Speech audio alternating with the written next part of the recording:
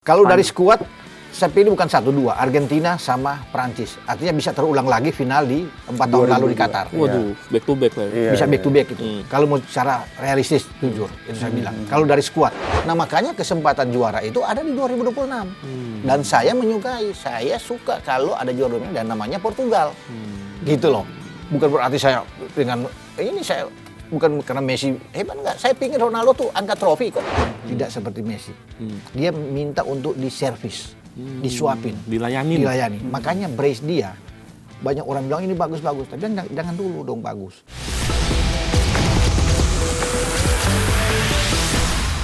Nopal, Messi udah cetak gol. Iya. Haaland udah. Mbappe udah. Ronaldo akhirnya ngikut juga nih. Nah, yang dari kawan-kawan diberisikin nih, nongol juga. Apa tuh? Brest ya? lawan Uzbekistan, dibantu 5-0. Langsung 2 gol Ini ya? menurut gue satu hal yang apa ya, di laga pertama kontra kau ini kan riuh tuh, ya kan, Messi hat-trick segala macam dan lain itu. Banyak yang meragukan lah. Dan memang di laga pertama ini si CR7 juga nggak terlalu perform, ya kan. Gimana dia nggak manfaatin peluang, terus masih ada sisi egonya gitu kan. Tapi di match kedua di lawan Uzbek ya, lawan Uzbek dia bisa buktiin tuh. Wah, itu gue nonton gokil sih. Ini jadi pertanda ya. Ini pertanda nih jadi semakin runcing nih. Siapa God sesungguhnya? Nah, iya. Langsung kita tanya ke Bung Ropan nih. Apa kabar Bung Ropan? Baik.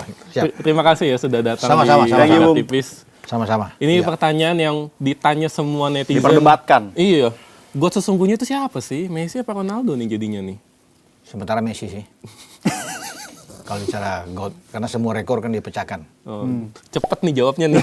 Harus tuntas ya. Oke. Bukan berarti Ronaldo nggak bagus. Ronaldo tuh pemain bagus. Pemain ya artinya diandalkan oleh Portugal juga kan. Cuma kan satu sisi saya lihat dia kan belum pernah dia mengangkat trofi Piala Dunia. Itu aja yang kurang bagi dia. Euro udah kan. Messi udah semua. Nggak ada lagi. Makanya ketika dia mau mundur dalam 10 tahun yang lalu, ketika dia ambil penalti gagal melawan Chili di Copa America dan mereka kalah, saat itu dia agak stres dan dia mengatakan bahwa selesai semua, saya mundur, tidak akan bermain untuk tim nasional Argentina karena udah dia mungkin tuh pusing dengan itu tekanan. Tapi kemudian kan dia muncul lagi. Justru ketika dia muncul itu semua rekor-rekor pecah semua. Bagaimana Scaloni membujuk dia, masyarakat Argentina, teman-temannya juga datang, Lautaro Martinez, Enzo, McAllister, semua datang berbicara untuk ayolah, kamu masih bisa untuk bermain. Makanya dia bermain, bisa meraih Copa 2021, ya kan, 2023, kalau nggak salah 2024, sampai Piala Dunia 2022 kan, dia dapatkan. Ketika dia kembali dari rasa stres, frustasi dia yang mengatakan, saya udah mundur. Dan dia dapat pencapaian tuh luar biasa kan, kalau bisa dibilang lah. Tapi kan gini Bung Ropan, nanti fans Ronaldo bakal bilang gini nih, Noval nih. Ntar bakal bilang, Ronaldo adalah satu-satunya pemain yang bisa cetak gol di 6 edisi Piala Dunia.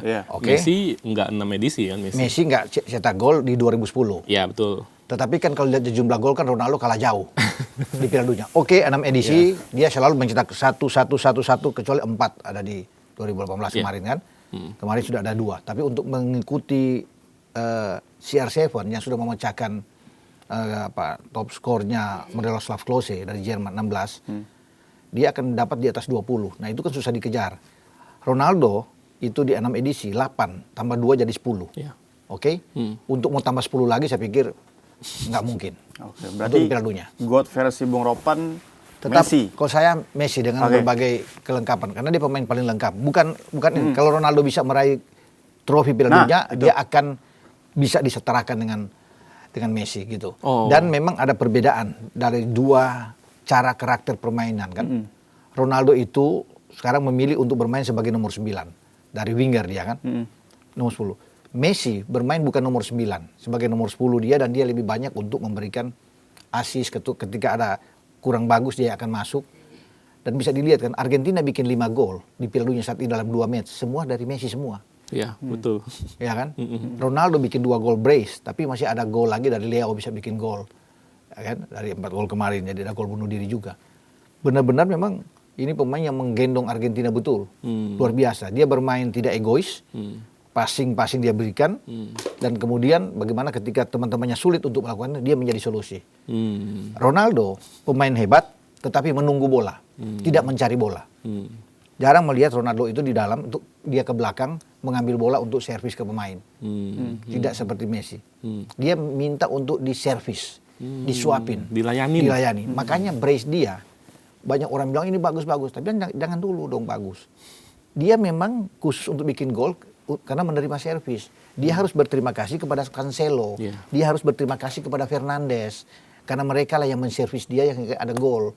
Dia itu hanya nunggu oportunis di depan. Berbeda dengan gaya Messi. Messi itu kemana-mana bermain. Ronaldo tidak kemana-mana. Cuma di dalam kotak bermain. Ya kan? Karena itu dia menantikan. Jadi memang agak berbeda. Makanya ketika Messi bikin 5 gol, itu fantastis, luar biasa bagi seorang yang bukan striker. Ronaldo bikin gol, memang tugas dia harus bikin gol. Dia nomor 9 yang harus bikin gol. Messi bukan tugasnya bikin gol. Karena ada Lautaro Martinez sana, ada Alvarez sana yang lebih memungkinkan untuk bisa presentasinya bikin gol tinggi. Dibandingkan dengan Messi, karena Messi bermain di belakang. Tetapi ketika itu tidak ada, Messi yang selalu menjadi solusi. Untuk bisa menenangkan semua tim bahwa ini ada saya nih. Ya kan? Usia boleh tua, tetapi saya bisa menjadi solusi. Dan dia melakukan itu. 2 match 5 gol itu akan sulit di dalam sebuah pertandingan edisi yang besar seperti turnamen Akbar Piala Dunia. Banyak yang bilang nih Messi udah kayak alien nih. Betul. Kayak bukan tidak ada yang bisa mencari dia. Bahkan untuk mensejarahkan dengan Diego Maradona, ya senior dia, itu sekarang Messi melonjak dari atas. Oh iya, dia di atas Maradona bahkan. Saya pikir itu. Kalau dengan Pele? Dengan Pele saya pikir masih ada Messi. Karena Pele lahir saat itu tidak dalam persaingan yang sengit seperti saat ini. Di 6 edisi terakhir, itu kan banyak bintang-bintang yang muncul, termasuk Ronaldo yang muncul. Tapi dia tetap bertahan ada di atas. Itu luar biasa bagi dia untuk bisa bermain dengan mencetak penalti walaupun gagal. Iya, gagal. Gagal penalti, tapi tetap dia melakukan itu dengan yang baik. Ya, dia tidak stres. Bahwa dia anggap itu biasa buat dia. Karena dia gagal penalti bukan 1-2 kali kan. Sudah beberapa kali. Sudah 3 penalti dia gagal. 2018 dikasih penalti lawan Islandia gagal. 2022 ketika dapat penalti lawan Polandia dia gagal.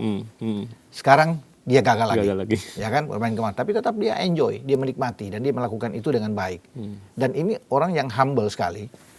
Mungkin agak berbeda dengan Ronaldo menurut penilaian saya ya. Ronaldo kalau ditarik keluar, mestinya ditarik keluar lawan Kongo. Karena bermain flop benar kan. Hanya dua tembakan itu off target semua di dalam kotak. Ada peluang. Tetapi Martinez tidak berani sebagai pelatih, takut. Tapi kan harusnya otoritas tertinggi di pelatih kan. Tapi segen sama Messi. Dia lebih hebat jauh dari pelatihnya kan. Secara mau head to head nggak ada apa-apanya Martinez lah. Siapa Martinez dibandingkan dengan Maradona? Dibandingkan dengan Messi, Ronaldo. Tapi makanya dia takut. Padahal dia harus ditarik keluar kemarin. Mungkin kalau dia ditarik keluar menang Portugal. Lawan Kongo ya. Lawan Kongo. Karena ketidaktergantungan kan. Semua kan tergantung mesti kasih ke Ronaldo. Bola-bola kasih ke Ronaldo. Dia akan marah kalau dia berdiri pada posisi kemudian bola nggak sampai ke dia. Nah ketika dia mau ditarik keluar pasti dia akan cabut ban kapten, dia akan banting itu. Udah pernah terjadi. Itu pernah kejadian. Udah pernah kejadian soalnya. Dia nggak suka kalau dalam pertandingan. Makanya dalam pertandingan apapun dia bermain sejelek, seburuk apapun seperti lawan Kongo, tidak berani. Oke. Siapapun. Bicara soal mentalitas nih. Bang Ropan, Ronaldo, kita tahu di game pertama dia carut marut lah bahasanya, ya kan? Ancur-ancuran lah. Hujatan masuk ke dia semua tuh, ya kan? Dan di game kedua dia bisa kasih pembuktian bahwa gue balik lagi nih, gitu. Nah, dari segi mentalitas, menurut Bung Ropan, CR7 gimana? Dia memang perlu untuk mengembalikan mental dia kan, dengan harus bisa membuat gol. Kalau kemarin dia tidak membuat gol, lebih stres lagi dia. Katakan Portugal menang, tapi bukan dia yang bikin gol, ya kan? Teman Fernandes, Leo, siapapun, mau Vitinha yang bikin gol, Joao Neves lah, siapa bikin gol. Tapi itu akan membuat dia itu secara apa ya? Dia shock berat, karena dia ini pemain yang ambisius, pemain yang selalu ingin bikin gol, selalu lewat dia. Makanya pemain-pemain dia itu menservis. Nah itu saya bilang berbeda dengan seorang Messi kan, yang sangat tenang. Lihat aja ke Messi, ketika kemarin lawan Aljazair, dia menggetarkan gawang Aljazair yang dikawal oleh anaknya Zidane. Ya, Lucas Zidane. Dia kan ditarik keluar kan? 80 ya? Nico Paz yang ganti dia. Pemain Como ya. Ya kan, yang lagi bagus.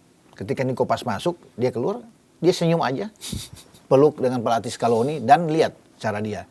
Mestinya pemain-pemain cadangan yang duduk di bench itu memberikan, ayo, lu duduk di sini kan. Dia bilang enggak. Lu aja yang duduk di situ, saya di bawah. Coba lihat syutingnya. Dia merendah sekali. Dia duduk di bawah. Padahal teman-temannya sudah mempersilahkan duduk di kursi kan, sebagai God, ya kan, Kapten keluar. Ayo duduk. Dia bilang enggak. Anda semua yang di situ, saya di bawah. Waduh. Saya duduk di rumput di bawah. Itu seorang yang saya lihat itu luar biasa. Kalau itu terjadi Merendah. di Ronaldo, Ronaldo nggak mungkin. Dia akan bilang geser. Saya mau duduk situ. Karena dia merasa bintang, bos. Nggak mungkin Ronaldo akan duduk di situ. Messi dia ambil bola, dia duduk di bola. Walaupun sudah ditepuk-tepuk dia sama teman-teman semua itu. Ayo, enggak, dia bilang. Kalian punya hak di situ. Saya lebih cocok di sini. Itu luar biasa. Orang nggak bisa melihat sampai di sana kan. Saya waktu lihat itu, waktu syuting dari televisi Argentina bisa menayangkan itu, saya bilang ini benar-benar memang dewa betul. Luar biasa cara dia bagaimana menghargai semua pemain, pelatih, dan tidak pernah kecewa kalau ditarik keluar. Biasa aja. Orang kalau bikin gol semua kan nggak, ngapain lu tarik keluar gua? Gua lagi bagus nih. Gua mau bikin 5 gol nih. Baru 3 gol gua nggak puas kan. Kalau 5 gol bisa rekor lebih tinggi kan? Iya. Dia nggak. Bahkan ketika di kode ada kode langsung dari luar kan, pelatih biasa memberikan kode kan ke pemain untuk bilang ke Messi dia mau ditarik. Dia mengangguk bahwa silakan untuk memberikan kepada pemain yang lebih muda, adik dia yang lebih muda Nico Paz, untuk bisa mencicipi Piala Dunia. pentas ya. Kalau nggak ada itu, kalau dia ego tinggi, dia nggak, gua harus ada di lapangan, pasti akan Scaloni akan ikut. Makanya ada pembicaraan di sana, datanglah Enzo sama McAllister untuk bicara dengan Rodrigo de Paul.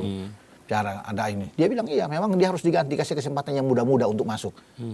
Saya sudah puas, sudah bikin gol untuk Argentina, untuk negara saya, udah dia keluar nggak masalah. Padahal itu cuma 10 menit. Oh, atau mungkin itu case-nya sudah terjadi karena Messi sudah dapat trofi Pildun. Iya, semua kan dia sudah dapat. Sebelum Pildun, menurut pengamatan Bung Ropan gimana? Sebelum Pildun, dia makanya kan dia Apakah datang. dia masih bersifat kayak humble? Oh iya, itu? pasti seperti itu. Humble Karena kan juga sih. ketika dia masuk lagi, dia kan sebelum Pildun 2021 dapat trofi Copa America kan, yang dia tidak bisa dapatkan itu, yang gagal. Setelah dia dapat itu, jadi dia masuk di 2022 itu untuk Piala Dunia kan. Bahkan ketika mereka kalah lawan Arab, Yang match pertama. match pertama ya. di grup, kan banyak orang yang bilang wah ini berat Argentina. Itu dia kumpul pemain-pemain semua di dalam ruangan semua di kamar ganti. Dia kasih motivasi semua. Piala Dunia belum kiamat, belum berakhir. Kita masih ada 2 match yang kita harus bisa menangkan. Dia tanya semua ke pemain. Satu sanggup, lu bisa, siap, lu bisa. Itu pemimpin. Dia cari semua. Bukan mereka berdoa bersama. Dia bilang, kita belum gagal. Kita akan lolos. Dan kita bisa memenangkan Piala Dunia ini. Menang juga akhirnya juara. Coba. Keyakinan dari seorang bintang kan. Nah. Itu bos. Itu baru top. Ini bener-bener merinding banget nih. Mendengar Messi sehebat ini. Hebat bos. Ini tapi gini deh, berarti emang Ronaldo se-egois itu ya Ronaldo ya? Iya, dia lebih oportunis, lebih memang seperti itu ya. Bukan kan masing-masing orang kan karakternya berbeda. Berbeda. Ronaldo itu ambisiusnya tuh tinggi. Tapi Messi juga ambisius kan? Ya dia bukan semua orang kan punya ambisi tertentu kan. Tetapi dia mempraktekkan di lapangan dengan cara yang sendiri, bahwa dia kalau orang ambisius itu semua mau dibawa tembak, bawa bola menggiring kan. Ronaldo kan begitu kan, memaksakan. Kalaupun dia tembak salah, nggak boleh salahkan dia kan. Pemain-pemain lain diam aja, gitu kan. Kalau Messi nggak, berbeda, ya kan. Karena tugas dia memang memberikan passing, membuka ruang buat teman-teman semua. Dia tahu tugas dia bahwa dia melayani. Nah, beda itu, dilayani sama melayani. Kan dua topik yang berbeda. Berarti yang leader ini Messi ya? Kalau leadernya, pemimpinnya Messi. Okay. Karena melayani. Selain melayani, dia selalu menjadi pembeda untuk bisa mencetak gol. Kalau untuk dilayani kan beda. Anda pernah lihat Ronaldo turun ke kotak penalti untuk ambil bola? Jarang. Nggak pernah, bos. Bukan jarang. Nggak pernah. Gitu loh. Coba lihat pertandingan lawan Kongo sama lawan kemarin. Mungkin faktor usia, Bung. Kan udah 41 tahun kan? Cuma beda 2 tahun dengan Messi, bos. Messi 39. Iya. Nggak beda. Messi turun sampai di bawah. Minta bola. Ya kayak Otamendi dia minta, dia tarik tengah lapangan. Ronaldo nggak pernah lakukan itu. Dia tidak pernah lewat garis tengah itu. Dia cuma berputar-putar di situ untuk minta. Karena ini dia minta dilayani. Gitu, berbeda gitu loh. Kalau Ronaldo turun sampai di kotak penalti ambil bola dan kemudian bagi, itu top. Ambil bola kasih kan. Nopal, gimana nih? Lu sebagai fans Ronaldo nih. Tapi di match terakhir pas kontra Uzbek ya, kontra Uzbek ya. Uzbek. Gue ngeliat CR7 ini yang tadi dibilang Bung Ropan punya ego tinggi, punya ambisi tinggi, gue bisa ngeliat itu terpatahkan. Iya nggak? Karena waktu free kick pertama, Nuno Mendes, belum Nuno Mendes, gue ngeliat itu ini kayak bakal CR7 yang ngambil nih. Karena gue tau karakter CR7 itu udah spotnya dia, dan itu jaraknya udah dekat, ya kan? Itu kapasitasnya dia, dan dia pasti akan ngambil dengan egonya dia. Gue mikir kayak gitu. Tapi itu nggak diambil. Nggak, kalau melihat posisi berdiri, lebih dekat posisi dari Nuno Mendes. Cristiano Ronaldo berdiri agak jauh. Dan posisi cara ngambil saya tahu ini pasti akan diambil oleh Mendes. Karena dalam gerak, dalam kelihatan pasti dia akan ambil. Ronaldo mungkin cuma tipu karena begini, pemain-pemain Uzbek 100% bahkan lebih memperkirakan itu bahwa CR7-nya akan ambil. Dimanapun. Dia pasti akan menghadapi itu. Nah, Ronaldo berdiri agak jauh. Makanya ketika Mendes bergerak kan dia cuma ada oke begitu kan. Begitu Mendes bikin gol terbuka posisinya. Kalau Ronaldo dalam posisi yang bukan ambil di posisi Mendes. Karena Mendes dorong ke tiang jauh sebelah kiri kan, sebelah kanan kipernya. Ronaldo berdiri begini. Jadi tidak mungkin dia yang punya posisi yang paling baik adalah Mendes. Karena di sana ada dua pemain Portugal yang berdiri untuk membuka ruang. Nah, Ronaldo itu berdiri di sebelah Mendes yang posisinya harus ke sana. Dia ambil. Dia tidak mungkin akan membalik begini. Jadi makanya ketika Mendes itu bergerak itu lebih cepat kan dia dengan bola 3. Kalau Ronaldo agak jauh. Begitu Mendes ambil dia cuma ada gerak untuk tipu karena semua pemain akan memperkirakan Ronaldo akan ambil itu. Tapi jarak yang terbuka yang cocok adalah Mendes. Ketika Mendes mendorong itu masuk dan Ronaldo berteriak kan semangat untuk mengejar Mendes itu. Karena kalau begini, kalau Ronaldo yang akan ambil, dia akan berdiri sendiri, tidak ada siapapun. Make sense. Yang mendekat di situ. Make sense. Ya. Kalau ada pemain lain, nah itu dicurigai itu. Dan yang paling bagus adalah Mendes. Posisinya. Nuno Mendes posisinya memang pas yang mengambil. Makanya kan Mendes tengok terus bola, dia berdiri terus dia. Jadi dia ini waktu terjadi itu bilang dia. Kalau Ronaldo tuh agak jauh. Agak menjauh ya. Sebenarnya sudah bisa ditebak kenapa Mendes. Biasanya kalau ambil penalti, ambil tendangan bebas itu. Kalau nggak Ronaldo tuh Bruno Fernandes. Iya, dua itu ya. Bruno, begitu saya lihat, di mana Bruno? Nggak ada di situ. Kok curiga di sana justru ada Nuno Mendes yang jarang di PSG pun jarang dia melakukan itu. Ketika dia berdiri di situ, saya bilang ini bukan Ronaldo yang akan ambil. Dan ternyata benar. Iya. Kalau mungkin ada Fernandes, pasti mungkin antara Fernandes dan Ronaldo kan akan ambil. Tapi kenapa ada Nuno Mendes? Jadi dia memberikan itu spot kepada Nuno Mendes. Sehingga tidak bisa ditebak oleh pemain-pemain Uzbek. Itu suatu tipuan yang dilakukan oleh CR7. Ketika lawan menganggap bahwa 100% CR7 yang ambil. Karena memang spesialisasi dia kan. Dan itu yang dibayar dengan mahal kan. Tipuan itu kemudian Mendes yang mendorong untuk menjadi. Karena ruang Mendes itu lebih terbuka untuk mencetak gol. Dibandingkan dengan ruang cara berdiri dari CR7. Dan juga mungkin faktor Ronaldo udah lama ya nggak cetak gol lewat free kick ya. Iya. Udah cukup lama. Udah cukup lama. Gimana nih Noval? Semua argumen lu soal GOAT Ronaldo. Tapi begini, dengan dia bikin brace, itu ada motivasi berlebihan buat dia untuk dia melakukan hal yang sama di pertandingan-pertandingan berikut. Jadi bukan tidak mungkin dia akan mengejar Messi untuk hal ini, untuk top score kan 5, dia sekarang 2. Nah itu perlu bagi seorang Ronaldo, harus bikin gol. Makanya saya bilang tadi di awal, kalau dia nggak bikin gol, itu akan stres berat buat dia. Lawan berikutnya akan sulit bagi dia. Ya? Iya, Kolombia oke ya, tapi dengan 2 gol siapapun yang dia hadapi Portugal dia akan bikin gol lagi. Messi Ronaldo akan bikin gol lagi. Karena dia diuntungkan dengan banyak talenta-talenta yang ada di Portugal. Ini kan generasi emasnya. Kalau mau bilang siapa yang akan menjadi juara dunia, saya tunjuk Portugal untuk juara dunia baru. Karena saat ini kan cuma ada 7. Italia Mendes nggak bisa ikut kan. Dari Latin itu ada Argentina, ada Brasil dan Uruguay yang pernah juara. Saya skip Uruguay, nggak mungkin dia untuk jadi juara dunia. Dengan cara kemarin kan cara bisa melihat. Cuma dari Latin itu Brasil dan Argentina. Eropa punya Jerman, punya Prancis, punya Spanyol, punya Inggris. Ya itu yang memungkinkan untuk juara dunia. Nah untuk bisa menerobos masuk ke situ hanya ada 1. Portugal. Namanya Portugal dengan CR7-nya. Kenapa harus begitu? Karena mereka suatu kesatuan yang sangat lengkap. Dengan generasi emas yang harus menjadi juara dunia. Dan di mana? Di Amerika ini, Meksiko dan Kanada, 2026. Kalau lewat ini akan sulit untuk mereka juara dunia. Tapi kan 2030 di Portugal. Ya kan? Bukan tidak mungkin CR7 akan ikut lagi kalau gagal. Kalau gagal. Usianya berapa tuh? 44. 4-5. Ya, sekarang kan 4-1, Iya. tambah 4 ya mungkin 4-5 lah, 4-5. ya 4-4-5. Artinya bukan dia untuk bermain, dia sebagai maskot, ikon, itu dia ada di dalam 26 tim, bisa diambil karena bikin di negaranya kan. Tapi knowing egonya Ronaldo, dia nggak mungkin mau di-bench aja tuh, ya kan? Iya. Ya tergantung dari dia. Tapi pasti kalau bikin di negara dia kan dia punya ambisi.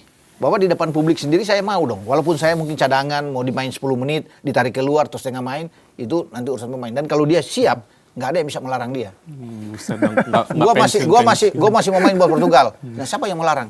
Iya sih, nggak ada yang bisa. Kalau sih. dewanya yang bicara kan, mau pelatih sampai pun akan segan sama dia. Ya kan? Jangankan si Martinez masih muda. Sebelum Martinez kan yang lebih tua kan, Fernando Santos. Santos. Iya. Berani nggak Santos? Opa mau tarik dia. Ini opa loh. Nggak berani opa mau tarik. Bahaya opa. Dia kendalikan sama opa kan? Iya. Ingat di Euro? Euro, iya. Yang bagaimana opa ini dia bilang opa di belakang saya yang bicara untuk pemain-pemain, dia duduk di pinggir kan? Yang dia bicara ke pemain. Yang di final yang dia nggak bisa main kan? Iya, iya. Coba, padahal ada pelatih loh. Ada opa di belakang kan? Opa dia nggak pakai. Bayangin seorang dia.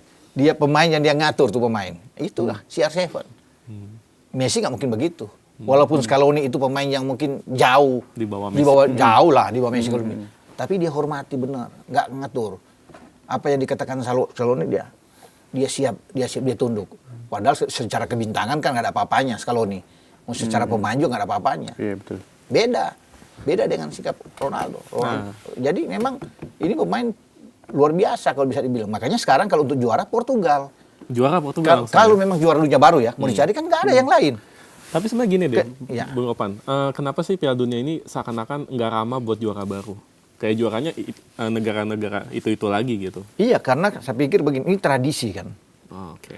Tradisi Piala Dunia yang sulit untuk bisa menciptakan atau melahirkan tim baru yang akan lahir karena mereka akan itu aja kan, yang bisa akan juara.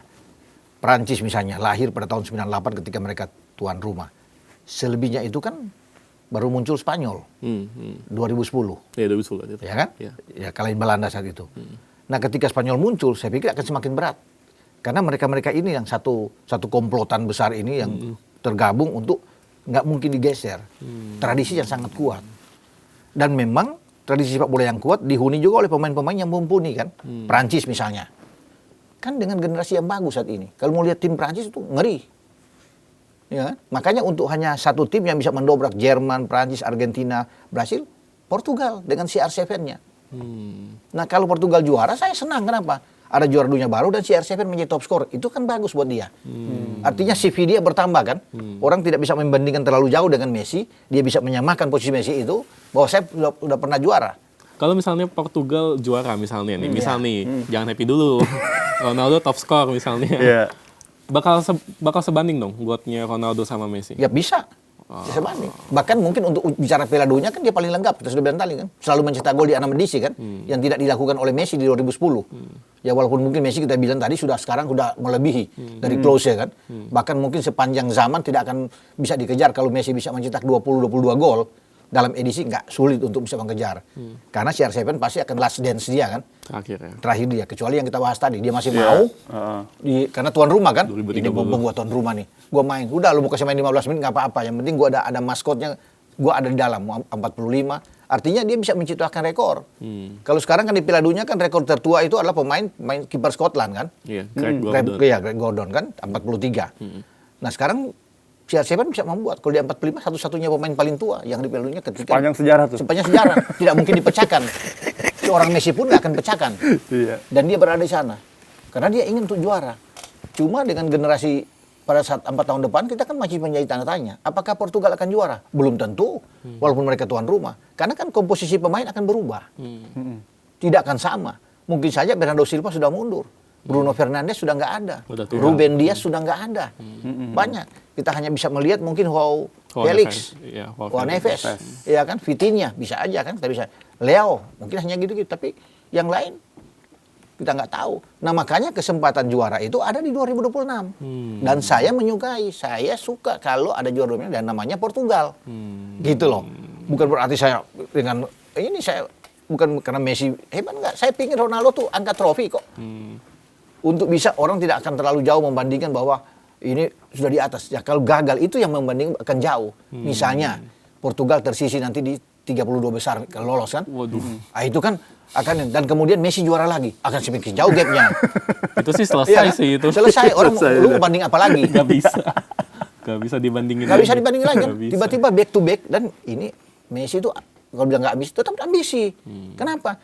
Dia ingin menjadikan bahwa negara yang bisa back to back itu dari Latin semua. Berhasil melakukan itu di tahun 58 di Swedia, kemudian 62 di Chili dengan Pelenya. Satu-satunya yang back to back. Ada Italia juga ya? Ya, Italia itu di awal-awal. Iya. 34 sama 38 kan, Iya. setelah Uruguay juara tahun 30. Ya, waktu itu juga Itu kan ada zaman-zaman ini. Mussolini. Tapi modern ke sini nggak ada lagi yang back to back. Mau event Jerman atau siapapun. Satu-satunya peluang ada sekarang di Argentina. Sebenarnya Maradona Itu tuh ambisi. hampir ya, Maradona ya. Waktu Maradona 86, 90 itu ya. Kan dua-duanya lawan Jerman. 86 lawan Jerman. Ya, 90. menang 3-2 di Meksiko juga. Oh, iya, Meksiko Di Meksiko juga tuan rumah. Kemudian tahun 90 dia hadir lagi, lawan Jerman lagi di final. Nah, dia kalah di situ. Ya kan 1-0 gol Bremer di final. Tapi mereka kalah di awal lawan Kamerun, kamu masih ingat kan? Lawan Roger Milla. Ya kan Omar Biyik saat itu, tapi mereka ke final kalah. Nah, Messi sekarang punya peluang setelah melihat penampilan luar biasa dia. Nah, itu akan ditentukan. Makanya motivasi dari CR7 bagaimana untuk bisa mengejar terus. Ya dengan konsistensi agar mereka jangan tersisi. Kalau mereka tersisi, jangan ke 32, di 16 atau 8. Nah, itu Messi akan lari sendiri. Selama ada Argentina di situ dan Argentina punya peluang juara, orang akan melihat Messi terus kan. Dia angkat trofi back to back, nggak pernah di era modern kecuali Argentina. Nah, itu yang Messi akan kejar.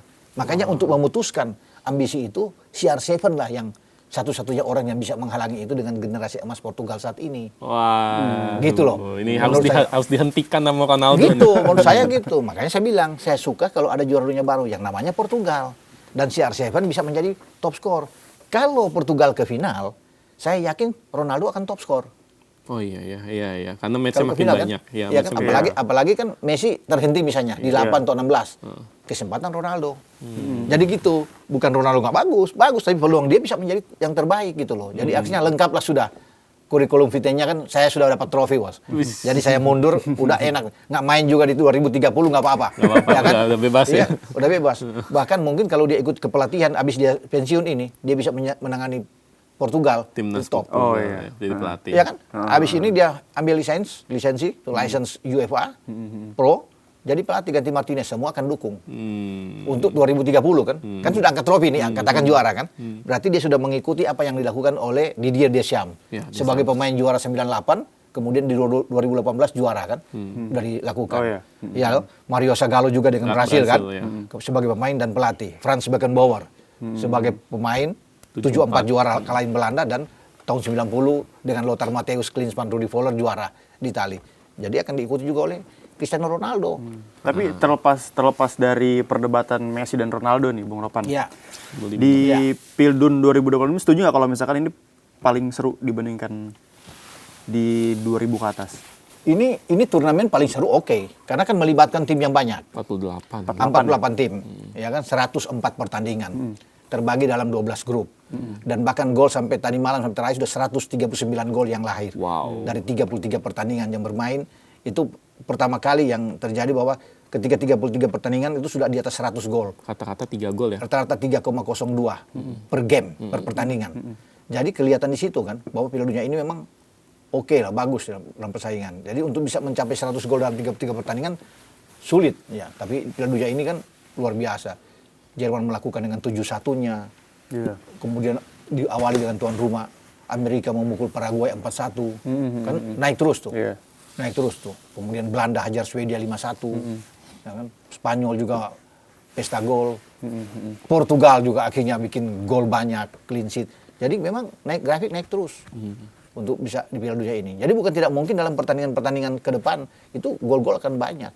Cuma kalau sudah melebihi sudah di 16 besar sampai 8 itu akan menurun golnya. Karena sudah melibatkan tim-tim kuat.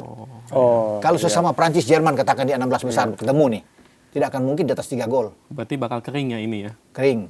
Artinya 1-0, 2-1. Kan dua-dua kan Paling beberapa match aja kayak waktu 2014 tuh yang Brazil dibantai Jerman. nah, itu kan pengecualian kan orang juga Beda case itu ya.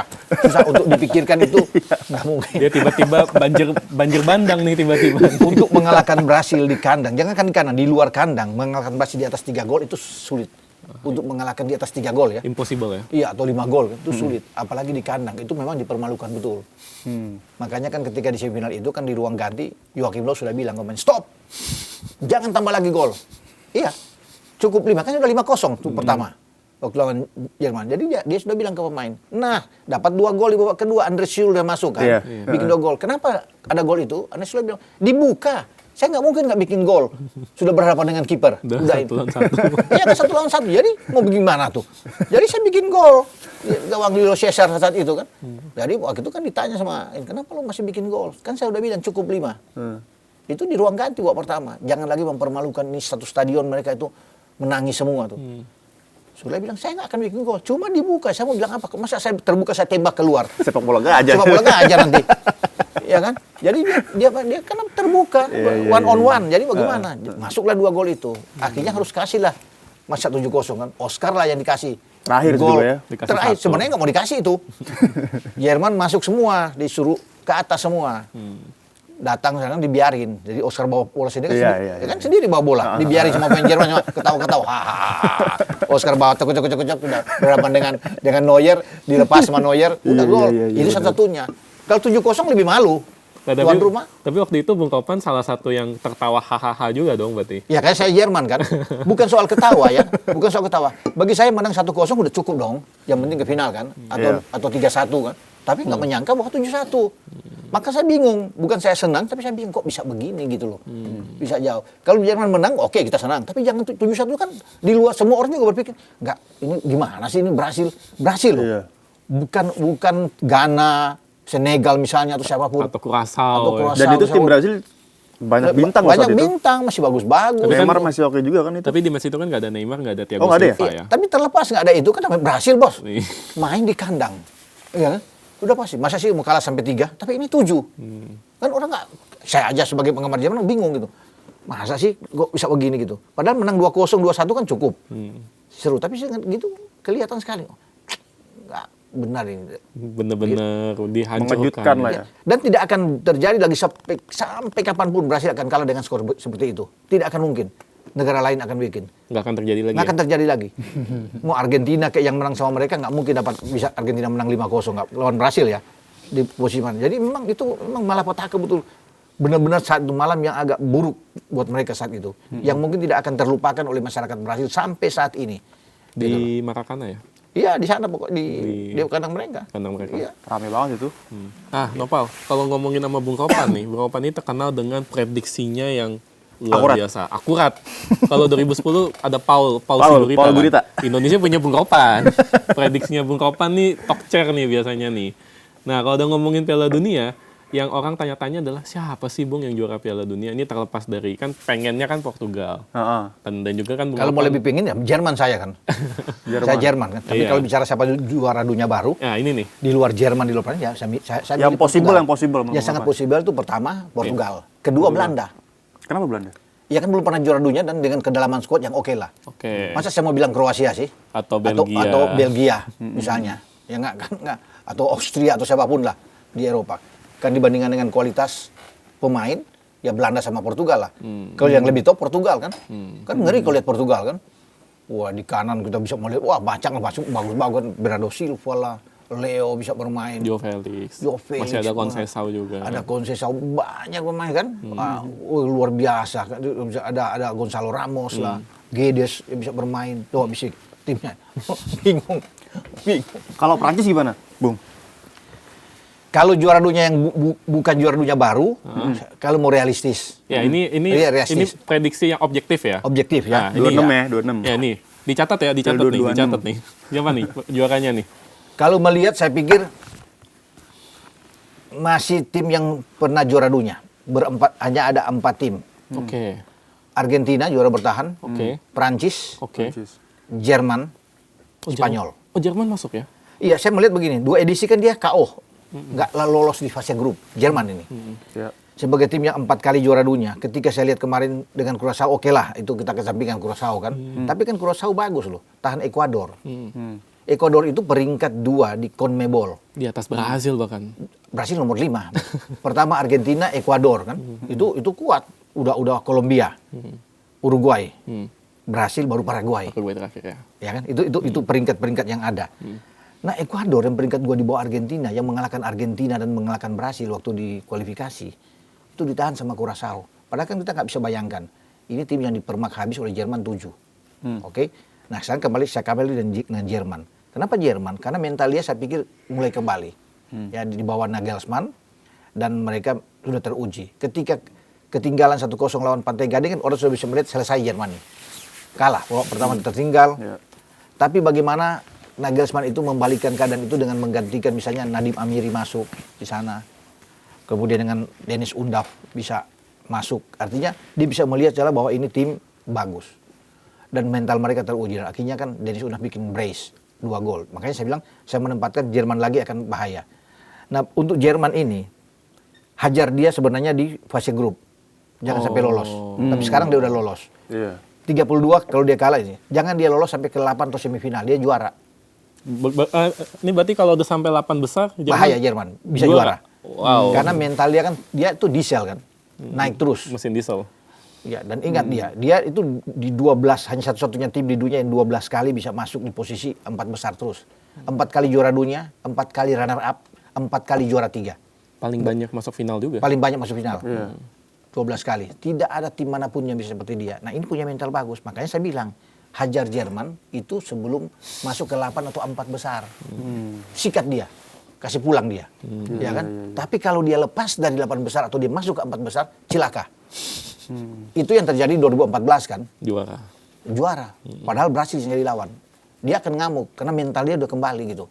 Sulit untuk bisa menghadang mereka. Makanya Jerman tuh harus putus sebelum dia mendekati 4 besar. Dia kan ketemu siapa ya, Jerman ya? Di 16 kemungkinan Prancis ya? Kemungkinan. Kalau juara grup juga dia? Iya.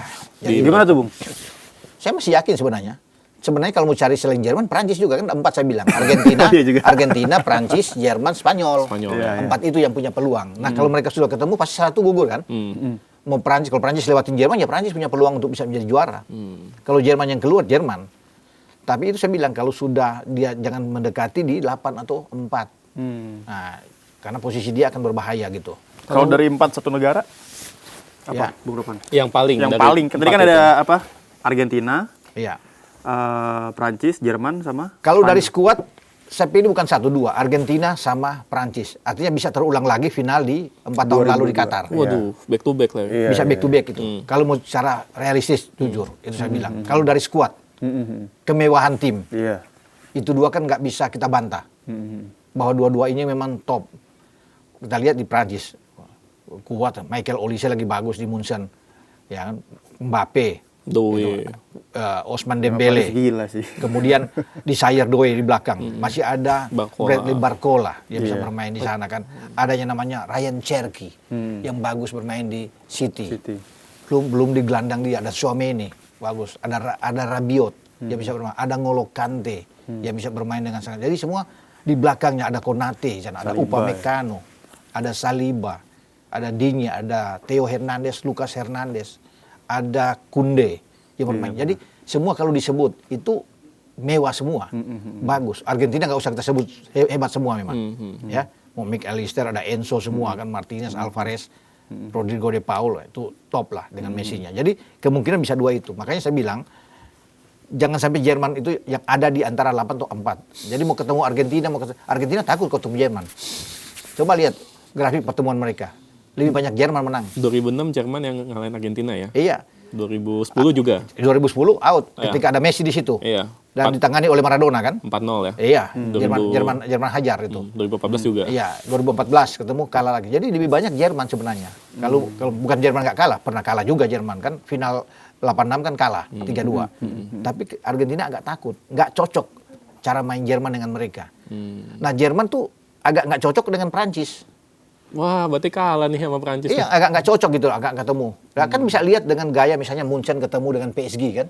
5-4. Itu luar biasa. Itu kayak nggak ada 9 gol di dalam Liga Champions nggak pernah terjadi itu. 5-4 bos. di semifinal ya. Dan itu kan memperlihatkan gambaran itu Prancis melawan Jerman, bukan PSG melawan Munchen. Ya kan? Kalau bisa melihat di timnya Prancis saat ini kan ada 5 dari PSG yang masuk situ. Munchen mungkin ada 8 ke timnya Jerman. Jadi ini mempertemukan dua tim yang sama-sama oke ya. Jadi itu Jerman agak khawatir kalau ketemu itu. Sama seperti Italia, Jerman juga takut sama Italia, lebih banyak kalah kan lawan Italia. Biasanya kalah biasanya. Iya, Jerman lebih oke kalau ketemu Inggris. Ah iya. Ketemu Argentina, ketemu Brasil, itu dia dapat main. Nah, Jerman agak sedikit kagok kalau ketemu dengan Prancis, termasuk dengan Spanyol. Jerman agak begini-begini juga. Tapi Jerman ini ya, kabarnya Nico Schlotterbeck ini cedera ya? Cedera. Kemarin makanya diganti oleh Rudiger kan. Ini masuk. Ini jadi masalah nih di kalangan fans Jerman juga bilang ini Jonathan Tah sama Rudiger, dua-duanya kan lamban nih. Lambat. Iya. Ini bahaya buat Jerman. Iya, makanya tentunya bagi Nagelsmann harus putar otak untuk bisa melihat siapa. Tapi memang kondisi yang ada di Jerman cuma dua itu yang paling bagus. Siapa lagi ya backnya? Waldemar Anton ya paling? Enggak, kurang. Ya? Makanya kan Waldemar tidak akan masuk di posisi itu. Nggak mungkin Joshua Kimmich ditarik ke dalam kan. Lebih agak pendek gitu loh untuk bisa bermain. Joshua Kimmich lebih bagus di kanan atau di gelandang. Makanya Jerman agak sulit di situ. Mungkin Waldemar oke lah, tapi kan tidak sebagus Schlotterbeck misalnya. Atau tidak sebagus Jonathan Tah lah misalnya. Cuma masalahnya lambatnya itu kan. Iya, itu yang bahaya. Itu yang bahaya kalau dapat pemain-pemain. Makanya harus pintar-pintar lah. Kalau bisa bagi Nagelsmann untuk bagaimana caranya bermain. Apakah mesti cari dua gelandang yang lebih bertahan, yang kuat. Mungkin Goretzka akan bermain dengan Pavlovic untuk bisa menjaga, untuk memutuskan serangan lawan sebelum masuk ke Jonathan Tah dan Rudiger. Itu pakai dua Pavlovic dan Goretzka. Nah, chemistry dua ini kan sudah dapat sama-sama di Munchen kan. Sudah terbiasa. Tetapi yang harus dilihat bahwa Jerman punya Felix Nemecha yang lebih bagus. Ya, itu yang nggak bisa digeser juga tuh. Dia nggak bisa digeser. Tapi kalau bermain dengan tiga gelandang, Nemecha masih bisa untuk lebih didorong. Kan dia lebih menyerang. Kalau Goretzka dengan Pavlovic lebih bertahan sebagai double pivot. Bermain. Nemecha yang akan ke depan itu bisa. Berarti Musiala yang agak dikorbankan atau ke kanan mungkin. Akan ke kanan. Mungkin Leroy Sané yang minggir dulu. Iya. Karena kemarin saya lihat ini dua kali pertandingan kurang begitu oke. Nah, Musiala akan ke kanan, Florian Wirtz akan di kiri, tetap bermain dengan Kai Havertz. Atau mungkin langsung dengan Dennis Undav. Nah, ini menarik. Karena kan ada kabar yang bilang Jurgen Klopp itu sempat menyarankan kalau seharusnya itu mainin Dennis Undav di awal, bukan Kai Havertz. Ini menurut Bung Kopan, mendingan langsung Dennis Undav apa Havertz dulu yang main? Menurut saya Havertz dulu deh yang main. Oh, tetap ya. Karena auranya bagi seorang Dennis Undav itu adalah sebagai super sub. Dia lebih bagus sebagai super sub, lebih tajam dibandingkan dia dimainkan di starting 11. Karena dia ada semacam tantangan. Dan dua kesempatan dia masuk sebagai super sub kan bikin gol semua. Sudah 3 gol kan. Pertama dengan Curaçao, 1, dan kembali brace. Jadi memang dia lebih cocok bermain di babak kedua. Tenaga dia akan fight habis-habis. Kalau di babak pertama ketika dia flop kan dia bisa ditarik di babak kedua. Kalau rumusnya dia bermain di babak kedua akan sulit untuk dia dicari, kecuali dia cedera. Tapi kalau dia sudah masuk di menit 60 misalnya atau menit berapapun dia akan main, dia kan nggak mungkin Nagelsmann tarik lagi dia udah masuk. Nggak mungkin. Tapi kalau di babak pertama dia main lebih awal, dia kurang bagus, nggak berkembang, pasti babak kedua ditarik dong dia. Makanya Jerman harus punya pemain seperti Dennis Undav yang menjadi super sub membawa keberuntungan. Nah, di tim-tim itu harus ada seperti itu. Harus ada. Misalnya di Liverpool ada Nunes waktu itu kan, datang tiba-tiba dia masuk, dia bikin. Ada Origi. Iya, Origi kan yang gitu-gitu. Main sih biasa-biasa aja, tapi ketika masuk di 15-20 menit pertama bisa mengubah keadaan kan. Nah itu ada di Dennis Undav. Gitu, kok saya lebih cocok dia bermain di babak kedua, karena aura keberuntungan dia itu lebih besar menaungi Jerman ada di dia dibandingkan babak pertama. Karena saya khawatir kalau babak pertama dia nggak bisa bikin gol dan Jerman kurang begitu, pasti dia akan ditarik kan. Salah satu akan ditarik pemain yang paling itu ya Dennis Undav. Bisa aja masuk kayak Havertz misalnya, kalau cadangan akan ganti, atau Nick Moltemade akan masuk gitu. Makanya kalau di babak kedua dia udah pas. Dia main di babak kedua pasti dia akan bikin gol, akan menjadi pembeda kalau Dennis Undav main. Itu menurut saya ya, yang melihat ini mesti main. Karena Jerman lebih cocok dengan Kai Havertz untuk bermain di false 9. Tidak perlu ada nomor 9 dulu. Sambil melihat di babak kedua kan biasa begitu pelatih. Mungkin di menit 55, menit 60, diganti. Menit 65 baru ada pergantian ada di situ. Dan Dennis Undav menjadi solusi terbaik, menjadi pembeda buat Jerman ketika masuk, gitu. Kalau kuda hitam, Bung Ropan. Oh iya, kuda hitam, benar. Kuda hitam, hampir lupa gua. Kuda hitam. Kuda hitam. Yang akan kasih kejutan. Kalau ada 2. Ya, siapa tuh?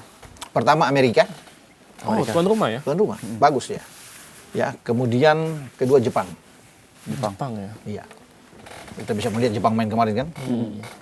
Dengan Belanda dia bisa tahan. Padahal begini, padahal Jepang itu tidak ada Minamino, tidak ada Mitoma, dan Endo. Itu 3 elemen penting yang ada di tim Jepang itu ya. Kalau mereka bertiga ada, Lebih ngeri lagi. waduh, saya nggak bisa ngomong lagi, Bos.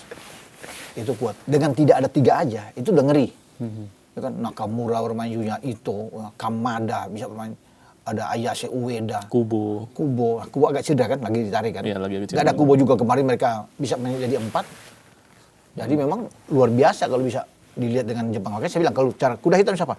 Dia. Satu lagi mungkin Meksiko. Walaupun mungkin masih ini ya. Iya sih. Iya kan. 3 ya berarti ya. Jadi 3. Tapi kalau mengerucut kedua itu Amerika, dan Amerika bagus loh. Bahaya. Balogun ya. Balogun, Pularin Balogun itu bagus mereka bermain. Pulisic kan. Pelatihnya juga Pochettino. Pochettino. Iya. pelatih. Bagus Pochettino. Jadi di Piala Dunia ini ada 4 pelatih Argentina kan. Yang ada di Piala Dunia kan ada Pochettino, ada Marcelo Bielsa, Bielsa, ya. iya kan di Uruguay. Itu bagus. Ada Lorenzo Nestor yang di Paraguay. Itu mantan pemain Argentina itu. Oh iya. Lorenzo Nestor kan. Itu zaman-zamannya Maradona itu dia punya tim. Jadi ada 4 loh dengan Scaloni. Luar biasa untuk Argentina. Bagaimana dengan orang bilang Maroko dan juga Pantai Gading? Karena Pantai Gading di friendly match sebelum akhirnya terakhir dikalahkan Jerman, Iya. mereka sempat mengalahkan Prancis di friendly Oh match. kalah iya. Oke. Yang satu lagi Maroko. Maroko bicara Maroko. masih masuk ya? Masih masuk. Jadi kalau bisa dicari ya Amerika, Jepang sama Maroko. Kalau kuda hitam ya. Gitu. Jadi ya luar biasa Maroko. Kalau bayangkan dengan Brasil mestinya mereka menang. Iya kan? Kalau Alisson Kalau mau lihat nggak double save terakhir kayak gitu. Kalau mau jujur ya, itu Brasil nggak bisa main lawan dia, terutama di babak pertama kan. Oh gimana cara main Maroko? Itu luar biasa. Ya, tapi wajar, semua pemain kan di luar, nggak ada pemain dalam. Naturalisasi banyak dan semua dari luar. Ya itu benar. Bagaimana dengan Pantai Gading? Pantai Gading juga cukup mengejutkan Pantai Gading. Iya mengejutkan, tapi ya untuk bisa seperti belum ya? belum untuk seperti Maroko agak sulit. Iya. Jadi saya pikir kalau di luar itu ya negara-negara di luar Amerika ya Jepang sama Maroko. Amerika oke sih, tapi mungkin ya sampai 16-8 8 mentok lah ya. Mentok terakhir. itu. Tapi Jepang kalau sampai 8 tuh Maroko, bahaya itu. Bahaya. Itu makanya kuda hitam tadi. Wah, itu Ancaman ya? Ancaman tuh bisa bikin ledakan tuh. Wis. Gitu, Bos. Sebenarnya yang gue harapkan ya, tim kuda hitam itu Indonesia harusnya. Karena kan harusnya timnas Indonesia punya peluang kan ke Piala Dunia. Bisa satu kan? grup Prancis harusnya kita. Iya, itu dia. Iya, satu grup dengan Prancis kan kalau Irak nggak ada kan. Iya. Tapi kalau mau lihat cara main sih sebenarnya kita layak juga. Oh ya. Karena kan kita dengan Arab Saudi misalnya, kan cuma kalah 3-2 itu. Dengan Irak 1-0 kan lewat gol Tipis. Zidane Iya, kalah Iya. tipis. waktu itu. Dan Irak tertekan lawan kita waktu itu. Betul. Kalau lihat cuplikan, coba lihat pertandingan itu. Kita lebih dominasi kan lawan Irak loh. Irak cuma dapat satu kesempatan lewat Zidane itu karena Rizky Ridho agak telat untuk tutup. Shoot jauh ya. Shoot dari luar kotak. Cuma itu yang mereka bisa dapatkan. Selebihnya kan nggak bisa. Mau Aimin Hussein, mau siapa yang bermain, mau Amari yang bermain, Ibrahim Bayes yang ada di sana, Iya. Ali Jasim, Ali Jasim. tetap nggak bisa bikin apa-apa kan lawan kita tuh. Jadi sebenarnya kita itu layak, bagus. Berarti timnas Indonesia layak buat main di Piala Dunia 2026. Layak. 2026 layak kita kalau kita lolos. Kalau kita kemarin lolos, salahnya itu kita nggak bisa dapat poin pertama lawan Arab kan. Oh, bukan karena ganti pelatih ya, bukan ya? Ya itu salah satu juga kan. Oh. Cuma begini, kalau kita lolos kan nggak mungkin ganti pelatih kan. Artinya kalau PK bawa kita tim lolos, nggak akan dipecat dong. Bawa Piala Dunia, akan lolos. Nah itu ketika kita unggul lawan Arab lewat gol penaltinya Kevin Dix. Iya, Kevin Dix. Kalau kita bisa tahan itu bisa ini bisa lain. Atau kita draw aja nggak usah kalah. Iya. Ya kan? Draw lawan Arab, kemudian draw lawan Irak. 2 poin. 2 poin. Kita bisa ke babak berikutnya. Bisa ke babak kelima ketemu Uni Emirat Arab kan. Baru ketemu Bolivia. Bisa. Sayang Sayang itu ya. ya. Iya. Dan kalau kita ke Piala Dunia, nggak mungkin dengan pemain-pemain seperti ini. Oh, pasti nambah lagi ya? Pasti kan yang namanya ini Pascal Struijk Wis. dari Leeds United, Christian Goyer, pasti akan masuk. Akan maut pasti ya. Mau. Itu bisa ke tempat 7 aja udah top kan. Hebat-hebat kan. Wah. Walter apa tuh yang bagus? Osterwolde kan siapa tuh yang dari Iya. Fenerbahce kan? Jayden. Itu kan Osterwolde. bagus semua. Iya benar. Kalau belakangnya kan. Kalau misalnya kita membandingkan dengan kekuatan tim di Piala Dunia saat ini, timnas Indonesia ini selevel negara apa? Apakah lebih baik dari Curaçao atau? Oh lebih baik. Kita 2 kali kalahin Curaçao, Bos. Iya, tapi kan Main timnya main di Bandung sama main di sini. Tapi kan ada 70% pemain yang kita kalahin di Bandung ikut kan kemarin.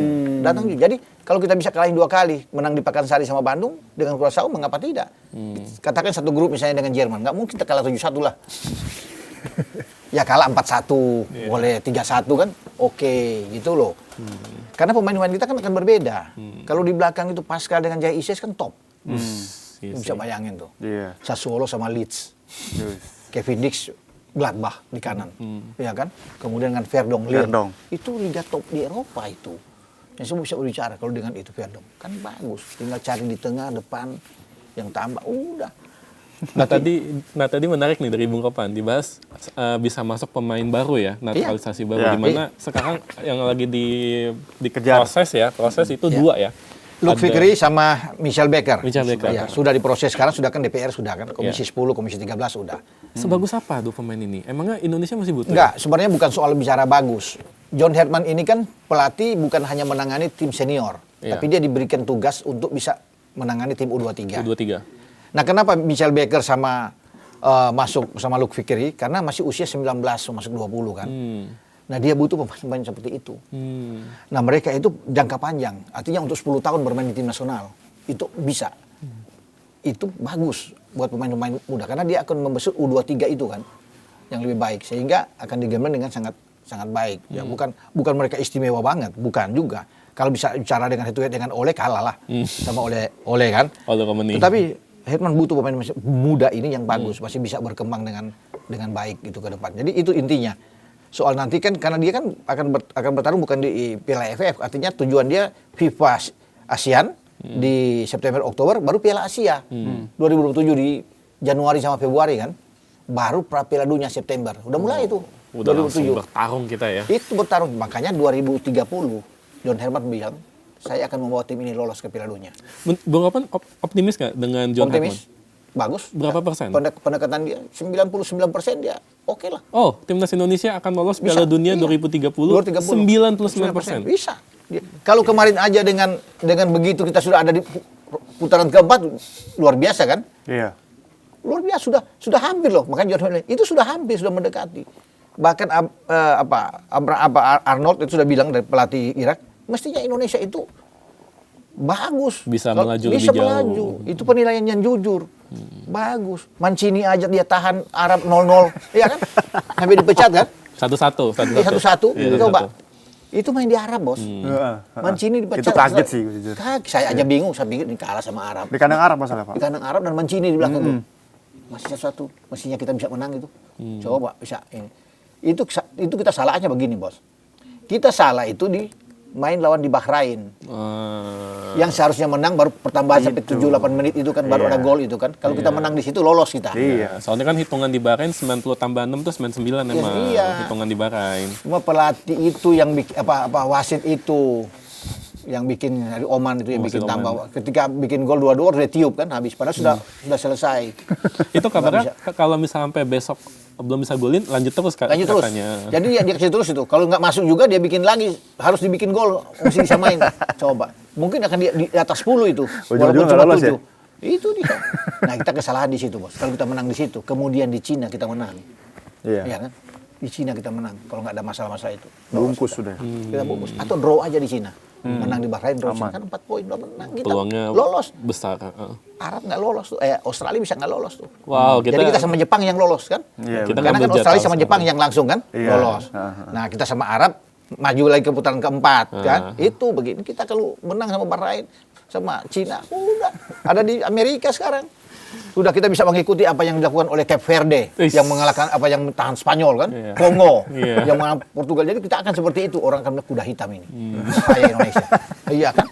Kita berangkat itu. Tapi ini ada yang mengobati gagalnya timnas masuk Pildun. Apa tuh? Ada info FIFA Asian Cup bakal digelar tahun ini, betul ya. Dan itu sebenarnya sama nggak sih sama AFF? Beda. AFF kan regional aja di Asia Tenggara. Sebenarnya FIFA Asian Cup juga ini untuk Asia Tenggara, tapi itu ada punya nilai plus karena akan ada undangan tim-tim yang akan datang. Misalnya nggak cuma ASEAN aja berarti? Ya, misalnya Cina diundang, sudah confirm dia akan oke. Kemudian juga India, oke. Mungkin satu lagi siapa kita nggak tahu, tergantung bagaimana. Tapi yang di ASEAN ini semua wajib ikut. Gitu. Nah, yang membedakan juga bahwa karena ini agenda FIFA, turnamen ini digagas oleh FIFA, Gianni Infantino dan Dewan FIFA, maka wajib semua klub yang ada di luar di mana pemain-pemain Indonesia ada dan pemain siapapun mau Vietnam mau Thailand yang bermain di luar ya di Eropa khususnya itu harus diizinkan. Berarti full tim ya kita. Ya sama kayak menggelarkan FIFA Matchday kan, semua harus jadi full tim. Nah itu kemudian ada penambahan lagi naturalisasi akan lebih kuat. makanya target juara. Kita masuk agenda FIFA berarti ya? Masuk agenda FIFA dan kita nantinya sebagai tuan rumah. Masih bidding kan? Apa udah fix? Sudah 90% kita. Tuan rumah kita ya? Tuan rumah. Tinggal sekarang bagaimana diumumkan oleh Gianni Infantino kan. Oke. Nah, Presiden sudah bilang dia bikin surat untuk meyakinkan kesiapan kita bahwa Indonesia siap menggelar FIFA Asian Cup ini dengan beberapa stadion. Tadi kan dibilang tantangan. Jadi kalau Presiden sudah oke, pemerintah, FIFA diyakin kan. Wah, mantap, pemerintah sudah oke semua. Jadi menjamin semua tim untuk itu. Jadi kalau kita tuan rumah, peluang untuk juara oke. Tapi sebenarnya menurut Bung Kopan nih, lebih bergengsi juara Piala AFF yang kita nggak pernah juara itu, atau kita ngincer FIFA Asian Cup? FIFA Asian Cup dong. FIFA Asian Cup kita juara itu luar biasa. Juara perdana itu juara perdana dalam sejarah pertama kali kan. Kita bisa juara itu bagus. Apalagi kalau tim-tim tamu kan yang ada di situ, kemudian kita bisa di final misalnya kalahin Cina misalnya. Wah, luar biasa. Itu bergengsi butuh. Makanya John Herman bidik di situ. Berarti kesempatan. Piala AFF udah nggak sepenting itu ya? Ya nggak penting lah kalau kita bisa, kalau dibandingkan kan kalau mau bersamaan nggak begitu oke. Tapi tetap kita harus ambil karena kita kan di AFF nggak pernah juara, 6 kali juara, 6 kali runner up. Jadi kesempatan dengan adanya pemain seperti ini yang ada di lokal, kita punya peluang juara. Ada Jordi Amat Persija, Tom Hai, Eliano Reinders, Ivar Jenner, bagus bos. Jadi kalau mereka main semua, Sandy Walsh yang main di Buriram kan masih bisa main. Itu oke. Mauro Silstra, Jens Raven, gabung semua ikut. Masih ada ini ya, Donitri, pemain muda kita. Donitri, Rizky Ridho kan oke, tim kita oke. Karena peluang itu bisa ada di AFF. Apalagi kita menghadapi Vietnam. Kita kan di grup A nih. Vietnam, Singapura, Kamboja, Timur Leste. Nah lawan Vietnam kita di Jakarta. Jadi peluang menang ada untuk kita ke semifinal sama final terbuka buat kita. Berarti Piala AFF juara nih kita? Ya harus karena dong. terakhir kan waktu kita ngundang Bung Kopan bilang mau 100 nguyen juga nggak bisa lawan kita. Dan untuk itu begini. Kenapa begitu? Mereka sekarang berpikir 2 kali melawan Indonesia. Kim Sang-sik sebagai pelatih mereka mengikuti apa yang diinginkan oleh federasi. Menaturalisasi banyak pemain. Sekarang ada 3 pemain Brasil yang mereka naturalisasi. Selain Swanson ya. Rafaelson kan namanya. Jadi ada 2 lagi yang mereka ambil. Belum lagi ada beberapa yang di luar Brasil. Berarti makin kuat dong Vietnam? Ya mereka bukan apa. Mereka melihat takut sama Indonesia, melihat Indonesia main. Apalagi kan mereka muter live kemarin mereka nonton lawan Oman. Iya benar. Pelatihnya ya? Iya. Iya. Dia jadi mata-mata ya? Datang. Delegasi mereka datang. 2 orang. Dia sama asisten datang langsung. Karena itu udah rasa takut untuk bisa kita nggak pernah datang John Herman ke sana untuk nonton tuh dia main. Mereka datang langsung dari Singapura, datang lihat langsung. Karena mereka ngeri lawan Indonesia. Dan dia lawan Oman 3. Oman ini kan gawat nih. Tim bagus nih. Tim yang tahan Qatar, main di Qatar tuh 0-0. Itu Oman waktu di putaran keempat kan. Itu hampir lolos dia. Kalau dia menang sama Qatar bisa lolos Oman. Nah dia nggak bisa berkutik lawan kita. Dipaksa bertahan parkir bus. Kita tekan. Kan berarti kita wajar di tingkat level Piala Dunia kan oke. Kalau bisa di situ kan luar biasa sebenarnya. Kalau bicara peluang nih, berapa persen sih kita bakal juara AFF? 90% bisa juara. 90% ya? 90% menurut saya ya, kalau bisa dilihat. Karena itu saya lihat, kalau mungkin tidak ada Tom Hai, tidak ada Ivar Jenner, ya kan? Nah itu agak sulit juga nih kita ini. Misalnya Sandi nggak bisa bermain. Nah itu agak berat. Eliano Reinders. Tapi dengan ada mereka saya masih yakin. Saya yakin. Nah berarti selain itu, Timnas ini kan juga lagi jadi sorotan nih, Bung Ropan. Iya. Dan ini kita bicara soal FIFA Asian Cup gitu kan. Iya. Ini kita bicara soal Piala Asia yang terdekat nih. Oh iya, Piala Asia 2027. Kita udah nggak kualifikasi kan, kita langsung masuk. Itu juga masuk grup berat kita tuh. Jepang. Ya, Jepang, Qatar dan Thailand. Nah, gimana, Bung Ropan? Sebenarnya semua grup berat. Misalnya kalau kita ketemu dengan Uzbek, ada di situ kan? Oh berat. Berat juga. Berat. Ya kan? Atau kita ketemu Korsel, kan berat-berat juga. Misalnya dengan timnya Korsel, Uni Emirat Arab sama siapalah sama kita ini. Semua itu berat menurut saya.